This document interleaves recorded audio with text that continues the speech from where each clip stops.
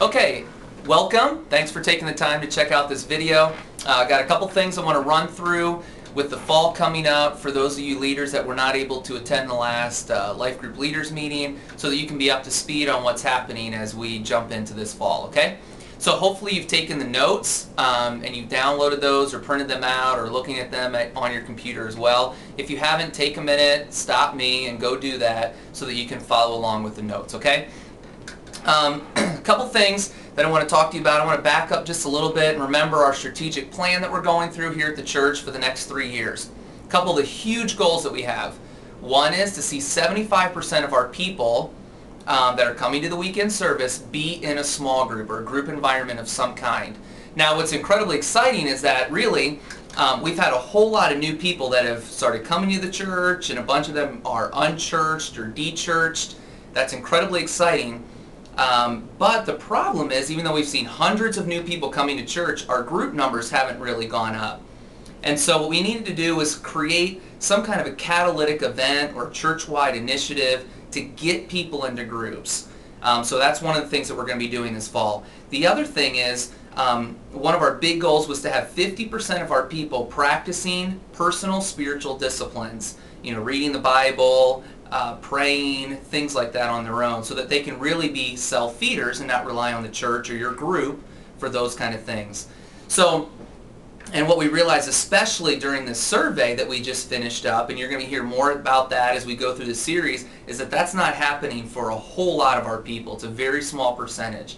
So we also needed a catalytic event to get people to really dive in and begin the habit of spending personal time with God. So we looked for something that would marry the two of those things and create kind of some momentum in the life of the church over this fall. And we came up with this idea called 1 Month to Live.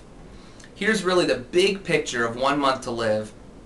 It's the idea that what would you do or how would you live if you knew you had 1 month left to live? It's kind of a provocative, you know, theme, kind of a bucket list type of approach, but there's a book that was written and some great resources out there about it. So we're kind of taking that idea and running with it, okay?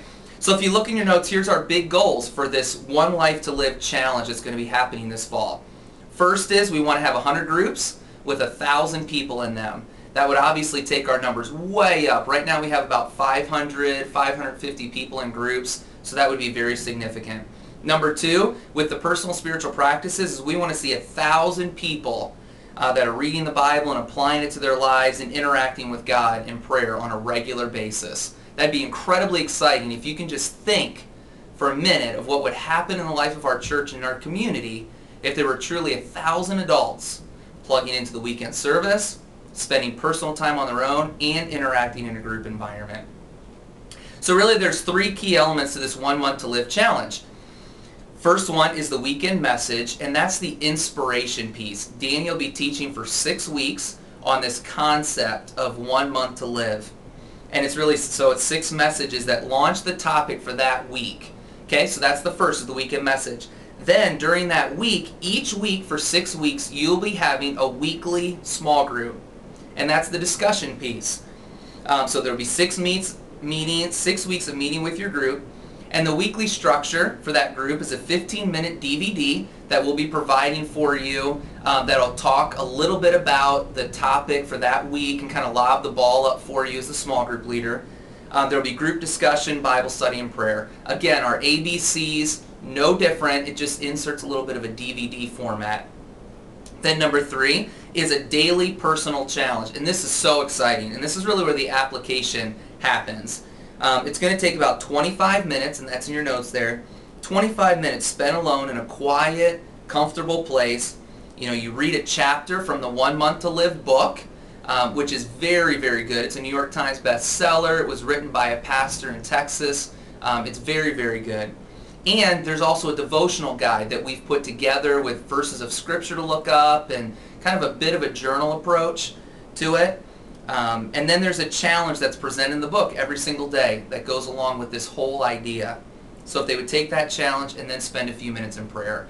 And all that together, as we went through it ourselves, it's going to take about 25 minutes to complete each day. Okay, so those are the key elements. Now, how do people take this 1 Month to Live challenge? The first thing they're going to do is fill out a registration form in the bulletin. That's actually going to be in the bulletin starting this Sunday, and registration will actually begin next Sunday on August 16th for people to get plugged in, as this is going to be a key action step out of this stages of spiritual growth series that we're going through right now. So they'll turn in the form to the fellowship hall that they'll pull out of their bulletin. They can fill it out and bring it right into fellowship hall. And we're trying to create this really fun environment in the fellowship hall for people to sign up. And again, that'll start on August 16th. The cost is going to be $15 for a book and the devotional guide and a few other resources, or $20 for an audio version of it. That's, again, very exciting for some group members or people that don't enjoy reading or are kind of intimidated by reading a book. Then people will choose their own small group. Now, this is a key difference. What we were trying to figure out is, okay, how do we plug in 500 new people into groups? It's insanity to think about us being the matchmaker. So what you're going to see in the email that I sent you is a group bio form. I'm going to ask that you print that out, or that you download it and fill it out and email it back to me or turn it back into me by Sunday. If we don't get it back to you on Monday, we're going to start calling and hounding you. But what that's going to do is give us a picture of your group and how many open spots you have for your group and things like that, so that we'll have a really good idea of how to plug people into the groups and what your group looks like. Then we're going to put all these group bios together in a format that's kind of like a 3-ring binder. And new people showing up to sign up for groups will actually flip through that, and depending on their stage of life, what night of the week works for them, what area of town they live in, and groups that have open space, they will choose a group that they want to plug into. So we're really putting it on new people to choose, which I think will give them a bunch of freedom to choose something that fits best for them, as well as it'll save a whole bunch of administrative nightmare. So anyway, that's going to be a little different, but pretty exciting. Then the last thing is they will begin the 1 Month to Live Challenge on October 4th. So October 4th, that Sunday, is the start of it, and again, it'll last for 6 weeks and end on November the 8th. Now, 3 options for group hosts after the challenge is over. Because here's the deal, we're going to need a bunch more group hosts, and I've already started targeting many new group host leaders. And some have said yes, some are still praying about it, some have just told me no. But either way, we're looking for a bunch of new people.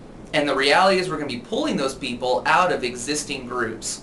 So when I'm asking them to sign up or be a group host for those 6 weeks, there's really 3 options for when the group is over, whether it's a group that you're leading or some other person that I'm going to be asking to lead a group. And here they are. Number 1, you can continue to lead your group as an ongoing life group. And statistically, about 50% of the new groups that start will continue on as life groups because they'll connect well together, they'll love the experience, and they'll want to keep going. Number 2 is to find a qualified leader from within that group to continue leading. Okay, again, it's the idea that I'm not interested in leading this group anymore because I'm going to go back to my existing group or lead a men's group or just want to be a member of a group. I didn't enjoy the process of leading. But so-and-so, Bill and Sally over here, through the course of this 1 month to live, it's been realized they actually love God. They have great spiritual foundation. Tim, you need to sit down and meet with them and talk about them continuing to lead this group long term. That's going to be an option. And statistically, about 25% of our new groups will fall into this category. And then the third option here is to have individual members choose from various group options after 1 month to live is over. So we've had a good experience together, this was great, but this group isn't going to continue. So in January, or here's all the upcoming studies that the church offers, whether it's a men's Bible study, women's Bible study, foundation, starting point, things like that, so that people can continue in the process. Okay? So those are those. So again, here's the action steps that I'm asking you to do. First thing is to remember we're starting sign-ups next Sunday, August 16th. And we're going to start hounding you on this coming Monday, August 10th, if we don't have that bio form in. So please take a few minutes, fill that out, email it, or drop it in my, my box here at the church on Sunday. And then I just want you to, as I finish up, remember the vision for